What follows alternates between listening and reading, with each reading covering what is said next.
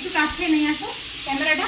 এবার আমি একটুখানি আদা বাটা দিয়ে দিচ্ছি, মানে আদাটাকে গ্রেড করা ছিল আর কি, এটাই দিয়ে দিলাম অল্প একটু, 1 কুচি আদা যেটা আমি নিয়েছিলাম ওটা আমি গ্রেড করে রেখেছিলাম, তো এটা আমি এর মধ্যে দিয়ে দিলাম। এরপরে আমার মশলাগুলো অ্যাড করার পালা।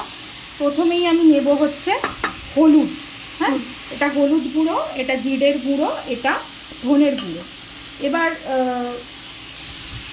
হলুদ আমি দিয়ে দিলাম 2.5 টিস্পুন মতো, জিরে দিলাম, জিরেটা আমি এখানে ওই 1.5 টিস্পুন মতো নিয়েছিলাম, সবটাই দিয়ে দিচ্ছি। আর ধনে গুঁড়ো আমি দিচ্ছি, ধনে গুঁড়োটা অতটা বেশি দেওয়ার প্রয়োজন নেই, জাস্ট 1.5 টিস্পুন গন্ধ হওয়ার জন্য দিতে হবে। এবার আমি এটাকে ভালো করে নাড়াচাড়া করবো।